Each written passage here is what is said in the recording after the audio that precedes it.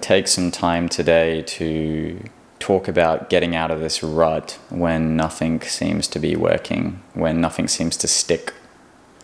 This is a really close to home one for me. Not that long ago, a couple of years ago, really, I felt very much like half of my time would be stuck in this kind of really gnarly rut where I would be laying in bed neck deep in a bag of chips and maybe have a whole cake with me, chain smoking, chain vaping, Netflix binge, whatever it was, whatever basically just like offered this sense of solace or release from the really uncomfortable emotions that I was feeling. I'd spend half of my time in that place, give or take, and then I'd spend the other half of the time in a place where I was just trying to compensate for it by sort of like getting out of it and being better and resisting it. And, I was planning my goals and my fitness routine and journaling about how it was never going to happen again and how I'd finally figured it out.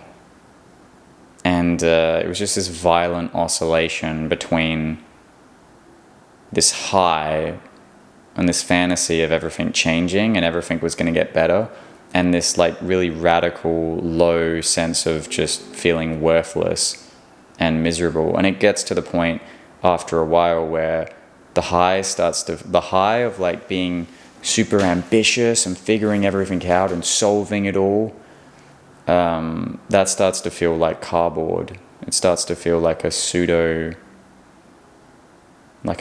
ambition, and it starts to feel like imposter syndrome, to be honest, because you're not seeing the results proven or the last times, and you start to notice the pattern, and you need more of the thing that you're looking to avoid the pain with in order to get less relief. So there's that diminishing returns component as well.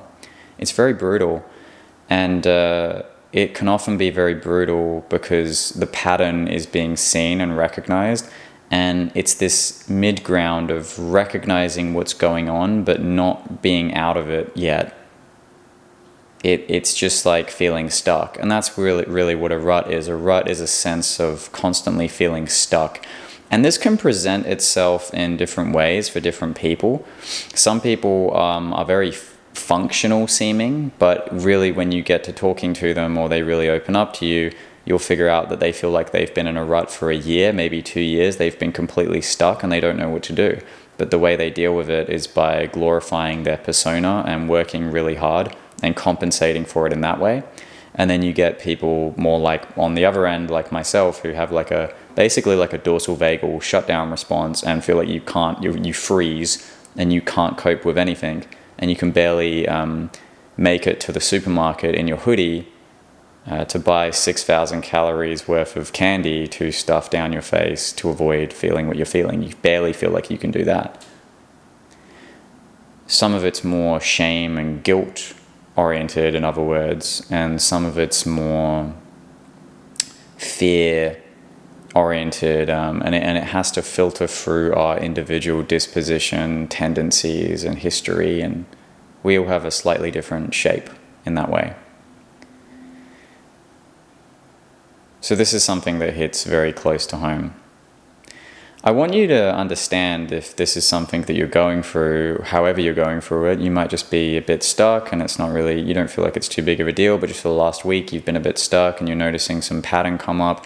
That might be there, or you might really be going through it right now. Wherever you are with it, I just want to start off by acknowledging, and I think this is really important for you to acknowledge this in yourself as well, that what you're going through is not uncommon. You're not alone with it, and it's not wrong.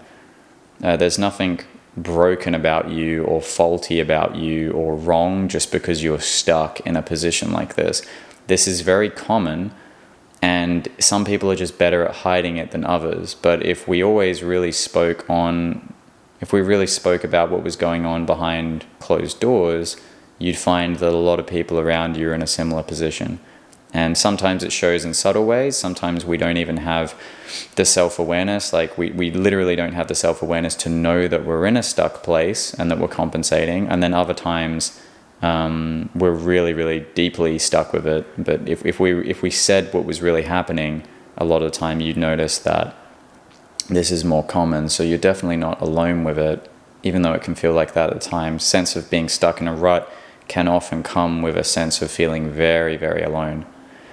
It can feel like people don't really care, even though they might say they do. And it's not to say that they don't, it's just to say that what it can feel like at the time is that people just don't get it.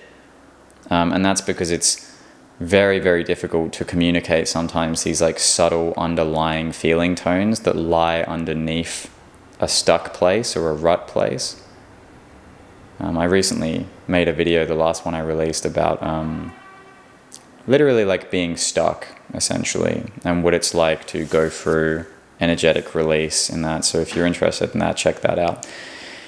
But anyway, it's often very, very difficult to communicate these things to other people, and it's very, very difficult for people to receive them a lot of the time, particularly if they haven't really gone this distance in themselves. So it can feel very lonely as well, and it can feel shameful. It's like sometimes we don't want to admit, like we want to put our best foot forward, and that's what it means to have a persona like that. We want to show up in a certain kind of way, and our ego is not particularly comfortable with having a tarnished persona in that way. There's usually a lot of disintegration that occurs in self like that, because we only want to put forth the parts of us that seem presentable, and then we also want to avoid, deny, disown, and ignore the aspects of us that don't seem presentable. And we call that shadow. They're the aspects of us that we really don't want to look at. And often the way this presents in the shadow is from these compensation behaviors. It can be in the sense of having it can be a quite gnarly addiction. It can be in excessive risk-taking behavior. It can even be over or under socializing. There's interesting permutations that it can form as. But underneath the sense of being stuck, there is obviously something that's being reacted against. Like if we actually just sit here for a moment and recognize, okay, let's say I feel stuck. Let's say I really just feel stuck in life. I don't know what to do. I don't know how to not do this. Like, let's say it's binge eating. It may be more behavioral like that. It may have taken a behavioral shape. It may not have. Sometimes it can just be more like the energy and it hasn't taken a shape or a form as such. Sometimes there can be a feeling of stuckness, but life just goes on. It's kind of like you're in the passenger seat to your own experience. Or sometimes it can feel more like being in the boot, frankly, because it feels like there's just not a lot of control. Or it could have taken the form of a lot of compensatory behavior. Either way, if we just sit for a moment and look at what this feeling of being stuck is, so usually when it comes up, we're terrified of it. And that's often what happens with shadow material when it comes up. The reason it's called shadow material is it's the aspects of us that we would choose to ignore usually. They're the parts of us that we tend to repress, and they get projected out. When they're not integrated, they get projected outward, or they appear through some sort of dream or health condition. The psyche always tends towards wholeness, so shadow aspects do present themselves for sure. But we may just not have come to that point of awareness with it. But these aspects are the aspects of us that we're terrified of oftentimes and we don't want to face, or there's strong underlying feelings of shame or guilt, apathy, dread. And these unique combinations of these feeling tones as well that can be very, very rich. They can be very, very buried.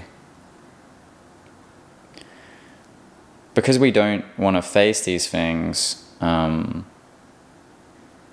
what we often do is we just get in the cycle of looking for the next thing to avoid it. So this could be overworking, or it could be finding ourselves being very promiscuous to look for sort of like a pseudo form of intimacy. Could be some of the addictive behaviors we spoke of. But usually we just go to that thing and notice how, in order for us to need to jump to something all the time, there's something that we're jumping off of or away from. There's something that's being used as a springboard there to escape. We're trying to escape something. And the first part of this, and really the crucial part of this that determines if there's actually going to be a shift here, if you're serious about this, is to actually turn inward instead of turning out and ask the question gently but authentically, what is it that I'm trying to avoid here? What is the feeling that I'm afraid of feeling, or that feels intolerable to me? What is the thing that I'm really just looking to get away from here?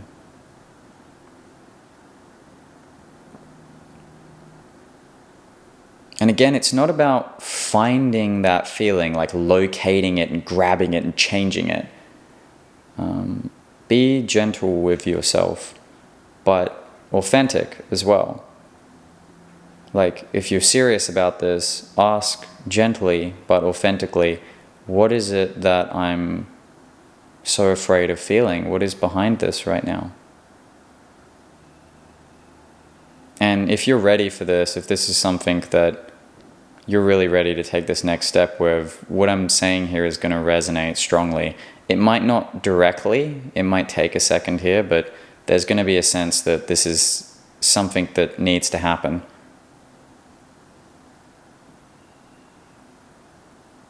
Just noticing that underlying feeling tone.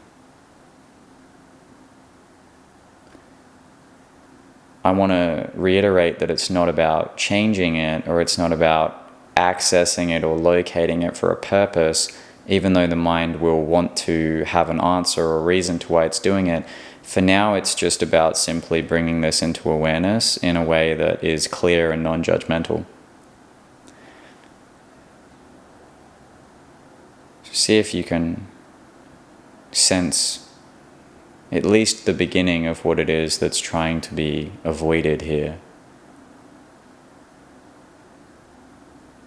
There's that feeling of being stuck, and that sense of being stuck is so uncomfortable.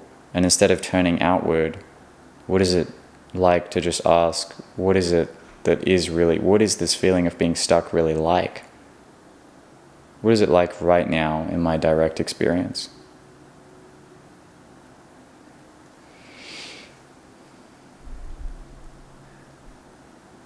It might surprise you.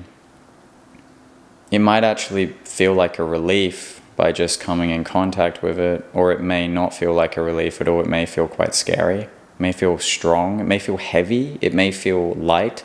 It may feel like as you start to move towards the feeling, it evades you somehow.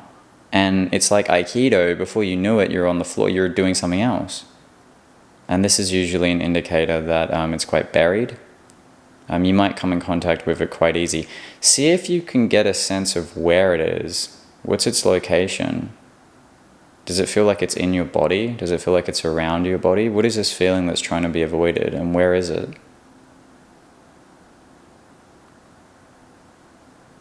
If this is quite strong, just reassure yourself that it's okay to be in this space.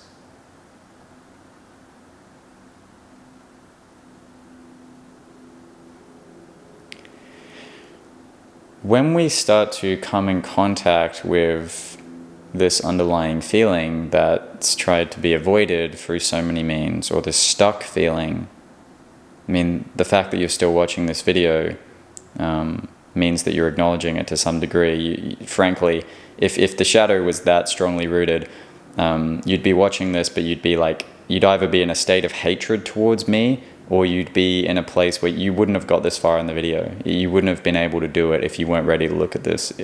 The avoidance mechanisms here are very ingenious in how they get you to avoid things. The reticular activation system, the ability to only see, it's quite scary. It almost can be like a possession in a way. You wouldn't have got this far if you weren't ready to look at it. I want you to trust that in yourself. When we start to look at these feeling tones, they come up full force, and we're not running away from them or avoiding them. This is where an opening can occur. It's like there's a portal here. It's an opening into what's really felt. And the way that I want to analogize this to you, and I want you to remember this was really helpful for me, and something that I worked on with my mentor really clicked for me when he explained this. If you imagine a circle and we start at the bottom of this circle here, most of the time what happens is when there's something that's being felt quite deeply, we usually only get about a quarter of the way up the circle. And then as soon as the momentum and that sort of like the gravity is kind of like we're pulling, it's like that's where it starts to get to its like intense point, we go back down. Because we only ever really get that far up, the momentum pulls us back down.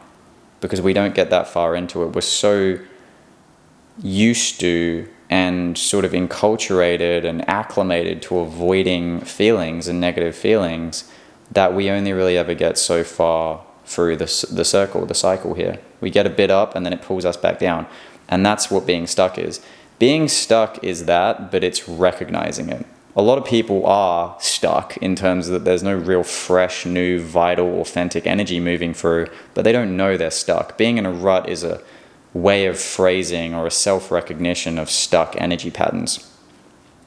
What happens when we really feel it though is we move past and we go really into what it is. And this is where it's really challenging, and this is where you find that courage and trust that comes from going through something difficult.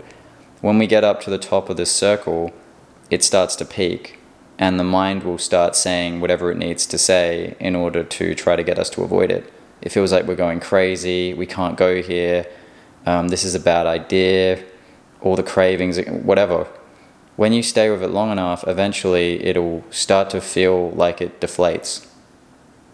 And it'll come down, and instead it will be replaced with sort of a sense of relief.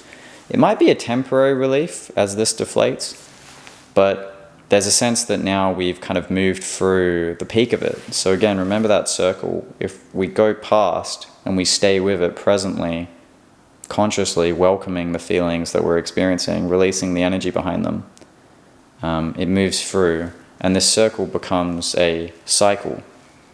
We're always moving through a certain kind of cycle in our life. But that cycle can be very rigid and very jammed up, and we can end up in the same places a lot, or that cycle can be fresh, dynamic, spontaneous, and unique.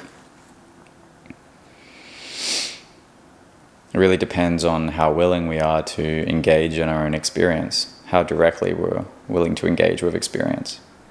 When this energy starts to be contacted directly and these feelings are addressed head on, it's interesting how a bunch of different things might be attached to it, might be a cluster of feelings.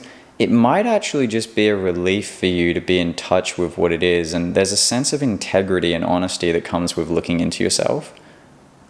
Because it's like, subtly, there starts to be this sense of core safety that becomes developed here. We'll make more videos in the future about core safety, but there's this sense of core safety, or this sense of just feeling like you're okay to experience what it is, because the whole reason we're trying to run from it, or the whole reason there's jammed energy or a dam here, is because at some point, some part of us that felt like it needed to protect us has erected something that said, no, we're not allowed to feel this.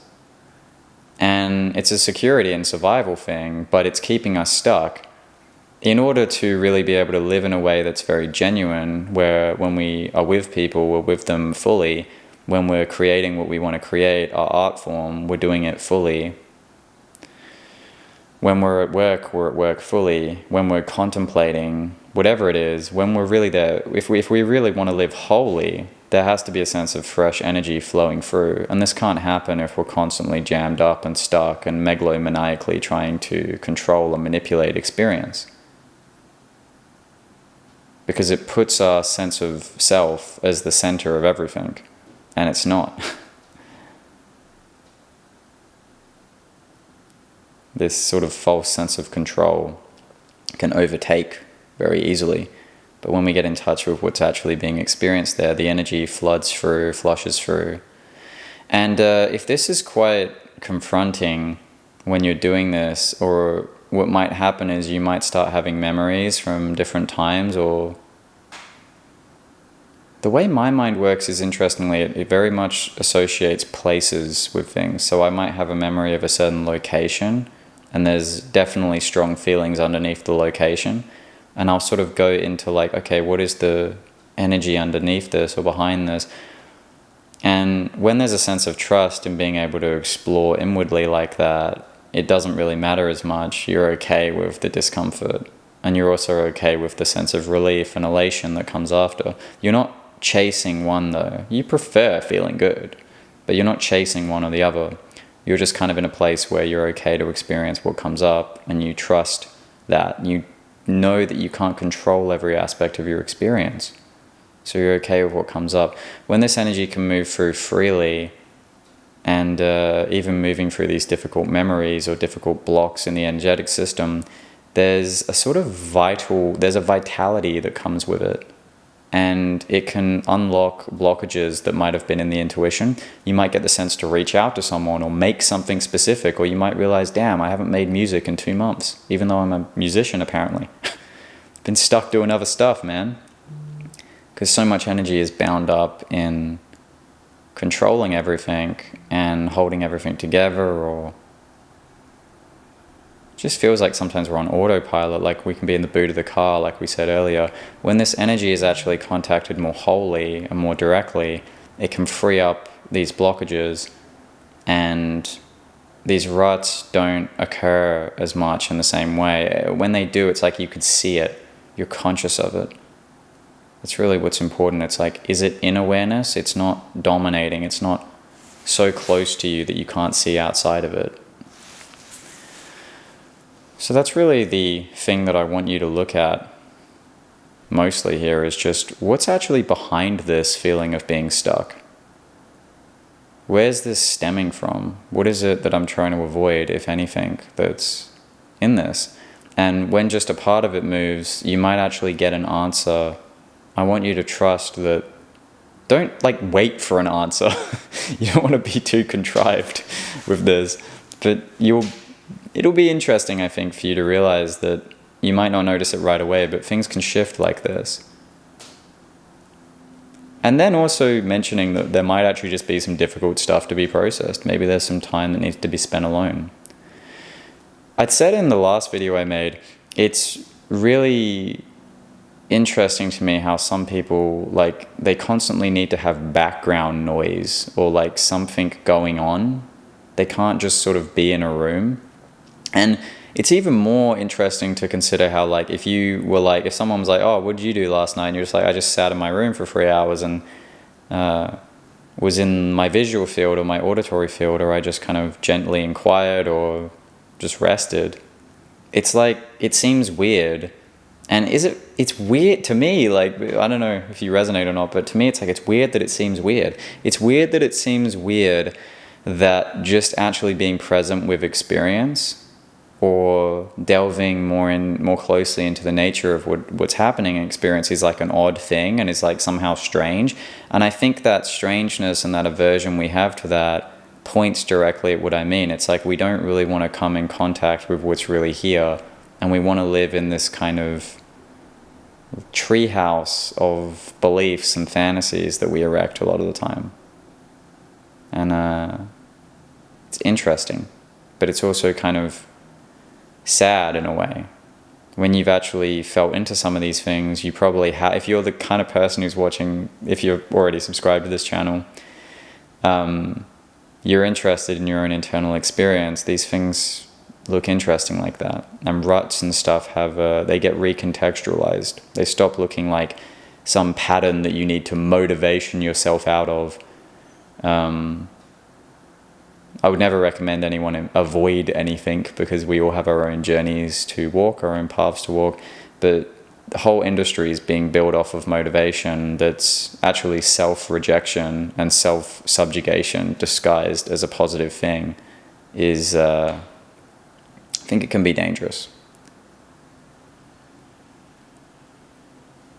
There's nothing unsafe about being able to get in touch with what's there beneath the surface. You don't always have to beat yourself. This overemphasis on being competitive and winning, being a competitor,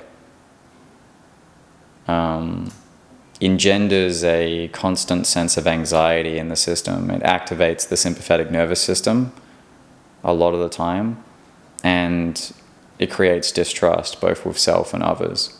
Being a collaborator is much healthier. How can we collaborate with our own experience right now? How can we collaborate with other people? How do we actually rest back in that presence and that spaciousness and that ability to ask ourselves honestly what's going on right here? Is that not a better aspiration than just constantly seeking to jump to the next thing? Because even after we have the next thing, is anything really changing? Has anything really changed? Are we still not just here? Is it always not just this? Where's that thing that we're looking to run or jump to? Where is it really taking place if not just in this field of awareness right now? It's so easy to get lost in these fantasies that sometimes it's almost like what's right here and what's right now gets completely neglected. But coming in contact with that is often exactly what we need to revitalize and reawaken that energy that has a lot of the answers to the questions that we have. That's pretty much everything that I'd like to say about that. I hope some of this resonated. If this is something that you would like help working with, or you feel like something's blocked or stuck, or you'd like to pick my brain about something like that, I'll leave my email in the description down below. So shoot me an email and we'll make a time to jump in a call if you want to work on that one-on-one with me. I'd be happy to make time for that. Thank you for everyone who's emailed already recently for coaching. That's really awesome. And I know there's time zone differences. I am in Australia, but I'm going to endeavor to get round to that. And thank you for all just like the appreciation emails and comments and new subscribers and all, like, just thank you from the bottom of my heart. I really appreciate that. It's great seeing this turn into something that I've wanted it to for a while. If you got value out of this, I appreciate you subscribing to the channel, liking the video, and sharing this to anyone you feel like would get value out of it. Commenting for the algorithm's sake helps us spread the message and just expand, helps the algorithm like pump stuff out basically when you comment. And yeah, I hope you're having a beautiful day. And that's me. I will see you very soon. Bye-bye.